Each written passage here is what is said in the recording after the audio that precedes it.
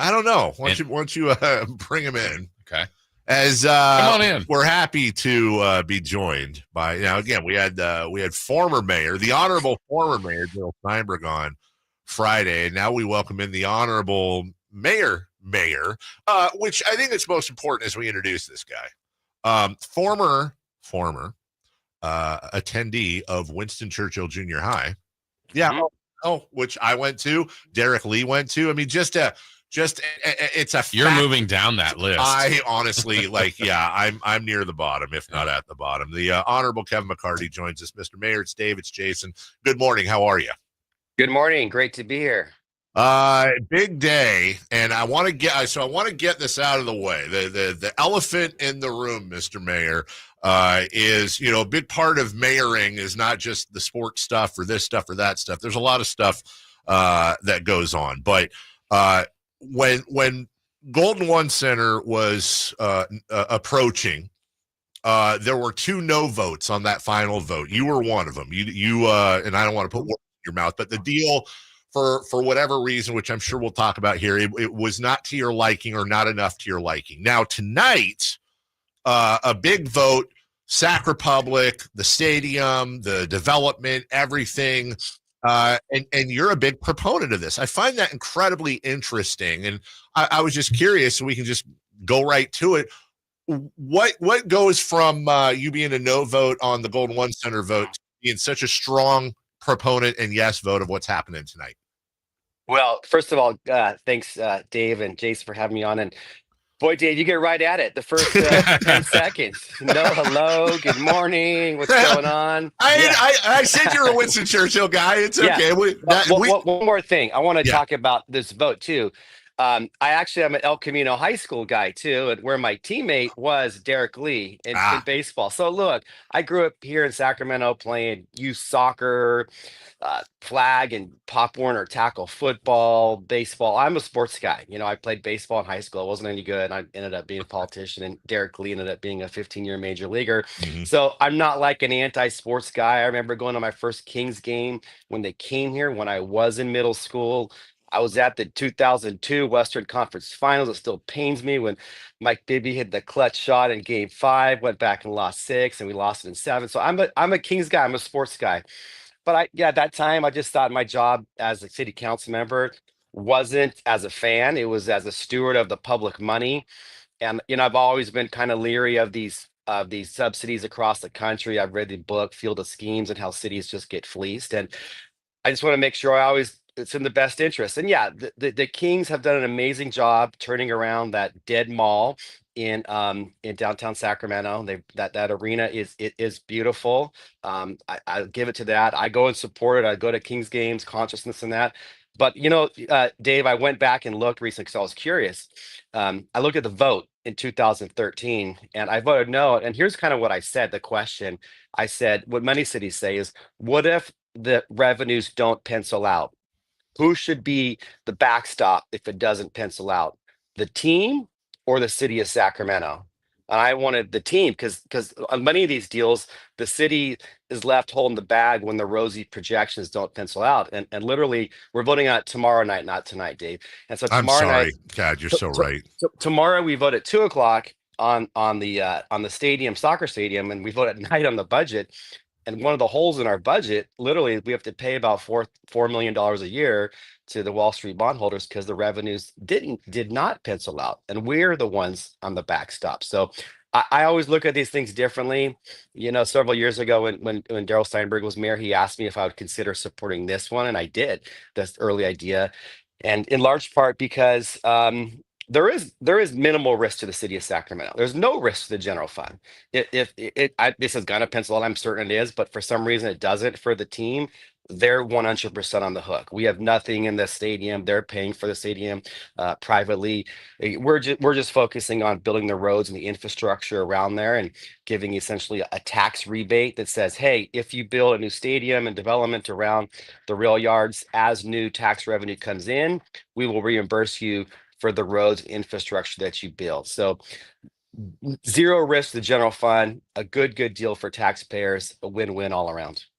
So, Mr. Mayor, I'm guessing based on how you describe the differences between the two, sounds like you are for this. Do you envision the vote going well for this project tomorrow night or tomorrow? I do. I'm 100% in support of it. I think we're going to prevail, but there's a public hearing. There's some concern, and there'll be some tough questions asked and answered by council members and from the public as well. These are never easy, but I think that we will prevail tomorrow night. But we have to get through the match first.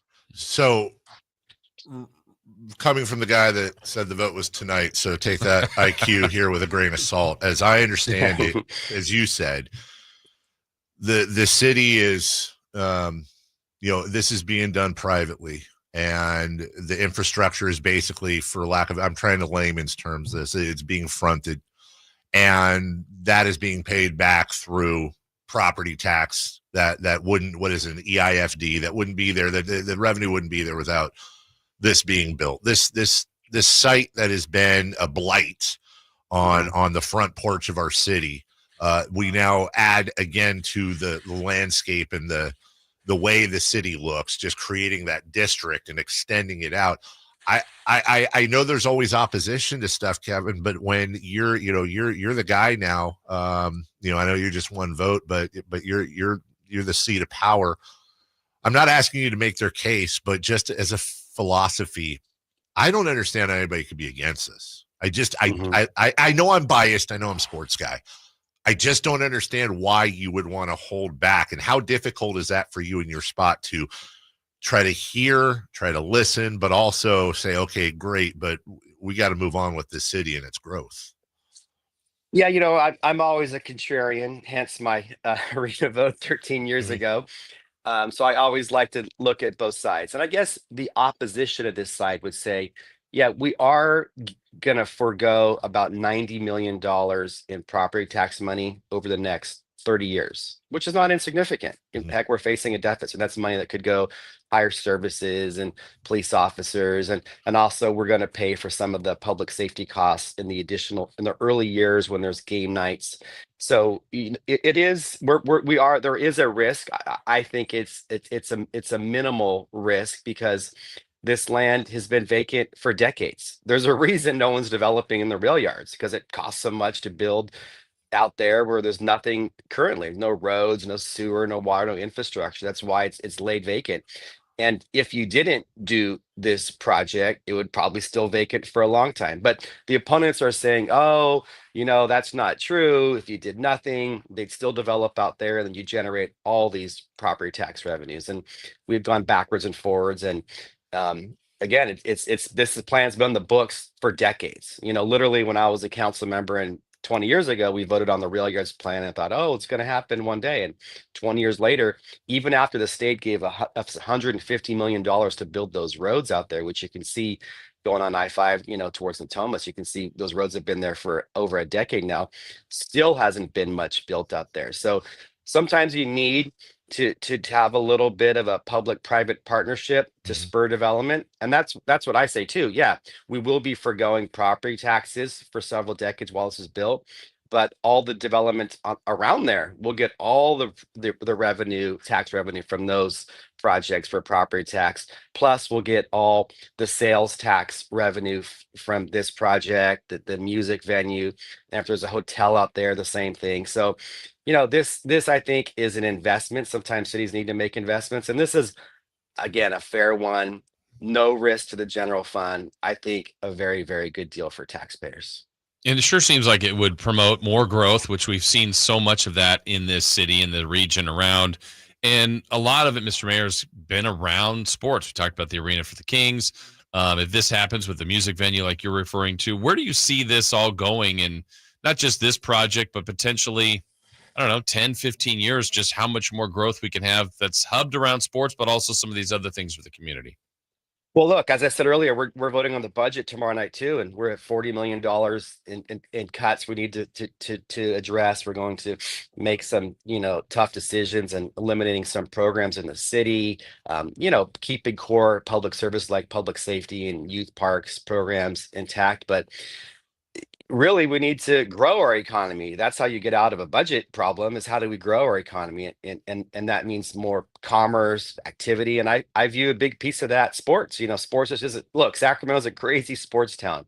We've rooted for the Kings and sold out, for 40 years, as we know here, in good times and bad. We're doing well over there. At the A Stadium, I got to throw out the first pitch the other night. It was super exciting with the West Sac Mayor and I threw out the first pitch at the A Was it a Stadium. strike, Kevin? It was a hittable pitch. Okay. Let me just say that. Okay. All right. I think Vlad Guerrero in his toes to nose would have taken a whack at it, but right. it probably not in the new MLB zone thing. And sports is a big piece of the puzzle. And, I think this is exciting. This is going to help us draw more activity to Sacramento, make it a more viable place. I'm excited that, we have Major League Baseball right now, professional soccer, a Major League, NBA basketball right here in our core city. So this is a big piece of the puzzle. It's a fun city. I think people like the whole music, sports, arts, food scene. And this is a big piece of the puzzle for the future of Sacramento. Mayor Kevin McCarty joining us. And I want to talk about the Republic as we finish up next. But I've always wondered in the spot, whether it's a council member, which you were for a very long time, and now mayor, how you, and everybody's going to be different, but how you deal with, for example, there's anytime something like this is brought up, and I'm not saying this in any sort of disrespectful tone or that it's not important, but you could bring up any sort of development like this and it's going to be, but there's homeless, there's this, there's that, there are real schools need book, whatever it may, there's always going to be incredibly important things that are more important than a basketball or a soccer ball, that on one hand, but also, how do I say this delicately? It's not revenue positive necessarily. People aren't buying, selling out stadiums and parking to go watch Johnny take the math test. On the other hand, you've got sports, which in the big scheme of things, air quotes, isn't important compared to the real things. But yeah, how do you measure the almost immeasurable impact sports and concerts and fun things to do, entertainment? How do you measure that as a mayor, that importance, even though you can argue there are other things more important? You get what I'm saying? Yeah, and I'm very different. As we know, Dave, I took a different lens on this years ago. Usually across the country, cities get hosed on these arrangements. I kind of like California, where you look at the Warriors and the Giants, paid for those stadiums 100%. The Clippers and the Lakers, the same thing down south. And so, you have to look at that one for one. Are you taking money from the general fund, which could currently go to help programs?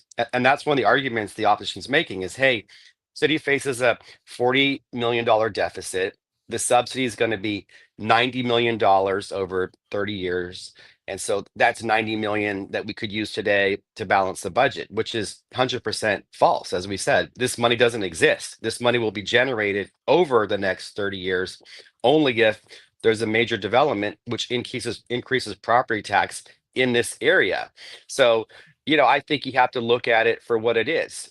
If they were asking to take money from our general fund today, or to pay debt service on a loan to build a stadium, I'd be against that. Because that would be competing with police, fire, youth programs, keeping our parks clean and mowed. So that is. So you have to look in the details, and this is again a very good, fair deal for the taxpayers of Sacramento. And like I said last week, I've seen risky deals and I voted no on them. This is not one. This is a good deal for Sacramento. Last thing for you, I want to talk specifically about Sac Republic, because to be clear, there's a lot of other things that are beneficial. And full disclosure, I try to do this. I've seen this deal. I work closely with Kevin, mostly on the England stuff with Kevin Nagel. But between Kevin and Todd Donovan, the team president, Chairman Tarango, Chris Franklin, everybody involved with the tribe that came on board, how important is it when you have you have such a stable organization in the Republic that has consistently won over the last 10, 12 years, driving this entire thing for the most part. Not just the city having good partners, but the city also having stable partners. I think it's a big deal, and it's been stable, and it's getting more stable by having a big partner who's a big player financially in Sacramento, who's really stepped up the last 5 years in Wilton Rancheria. The first tribe that's owning a professional sports franchise in America is not lost upon us. That's kind of a really exciting thing right here, and we're so excited about the future. And look, this too. The Republic are minor league soccer. They're not the pro league. They're not MLS, but we're still in the mix for it. And fans are going out there having a great time. They're seeing a fun product. It's family friendly. Tickets are affordable. You can go out there, have a great time. And I remember when the Republic first came here. I'm wearing my Republic jersey right here, and I went to a couple early games, and I was just so in awe about this. I forget what they're called, Dave. Maybe you can tell me. It's the group that like drinks beer and marches before the game. Tower Bridge Battalion. Yeah, those guys. The battalion were, marching over from, the former brewery. They actually just shut down Track 7 over there by Sac City College, walking across that bridge and just really into it for a minor league soccer team. Like, wow, Sacramento supports our sport. So look, if we only have this team in this division for the future, that would be amazing. But we're in the mix, as we know, for potentially going to MLS one day. We'll be right there. This stadium is going to show that we are major league ready. We're going to support this, and this stadium's going to have other things like concerts and other activities there too. So this is such a big deal, and the sports fans of Sacramento, the diehard soccer fans, and just people who just like to have a good time and go maybe 1 or 2 games a year, are really going to make this project succeed. So the Republic and their success over a decade is a big piece of the puzzle, and we know it's going to be a big deal. What's the biggest difference between being a council member to mayor? Do things change? Other than the gavel, like do you get a what do you come on, there's gotta be some cool stuff. Yeah, people ask me this all the time. So my phone, the text messages like nonstop and just random things, and people are asking me. So the amount, I thought I had a big job in the Capitol as a lawmaker for the state of California and a council member. So, but the amount of incoming stuff is off the charts. But it's fun. I get to do exciting things like this and go around the city, see people. I'm all over the city. I've noticed that. People recognize me way more too. When I'm getting a car wash or at Nordstrom Rack, come up, oh, I voted for you, and this and that, and what about this? And so that's kind of fun. Being the face of the city for good or bad, like what's happening in California right now in Los Angeles. And so these things impact us. So we're the face, good or bad, need to be able to be responsive.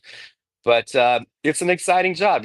I'm a lifelong Sacramentan like you, Dave, and we grew up in the suburbs, you and I. But we're all Sacramento, and so now get to serve my hometown is really fun.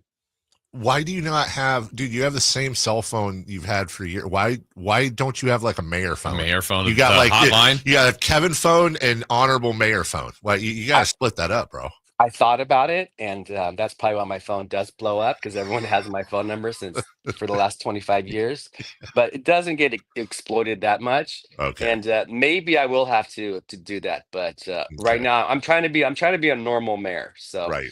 Just somebody in the community that will go out to the Pops in the Parks concert on like this weekend in East Sac, and have a beer with the residents and just try to be out there in the community. So that's what being a mayor is, being the face and being visible for a city.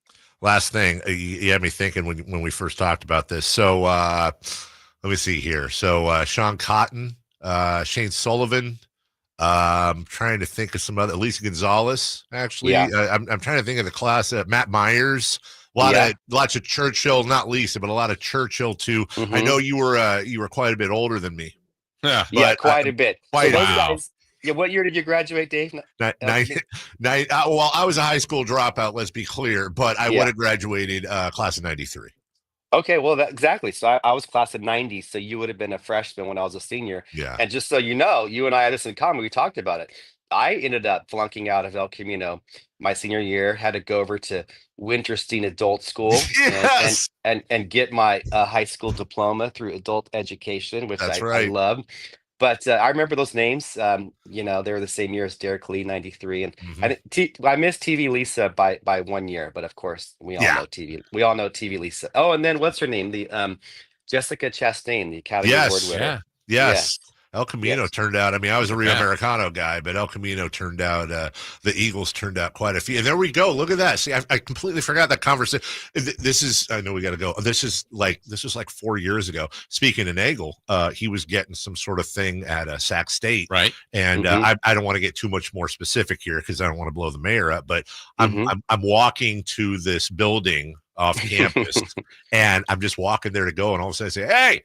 and and I turn to my left, and there's just this dude in like sweat shorts and a t-shirt rolling his garbage can down to the curb because it was garbage day, and it's future Mayor Kevin McCarty. How about that? Yeah, exactly. There you go. Just a normal guy. Bring this. I hope you have people now. You have a staff that brings your garbage cans down that you can Oh, snap this thing out. those would be the teenage girls, and they say it's too heavy, and they want help. So yeah, the 16-year-olds.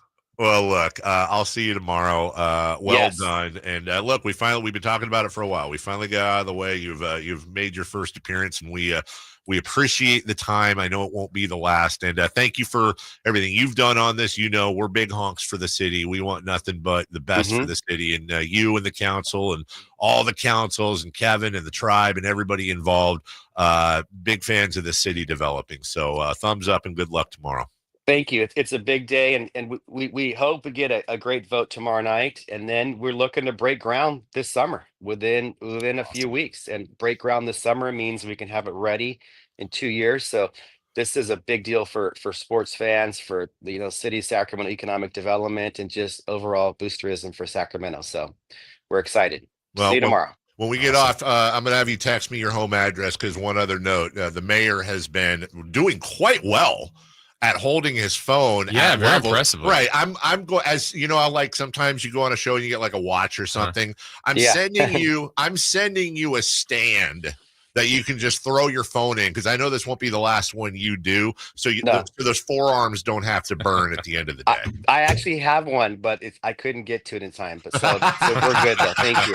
Yeah. Another thing to staff out. Yes. All right, Mr. Mayor. Yeah. Thank you Thank so you. much Thank for you. your time. Take care. Thanks. Have a good one. You too. That's Mayor Kevin McCarty. We'll take a break when we come back. Tyrese Halliburton, the good, the bad.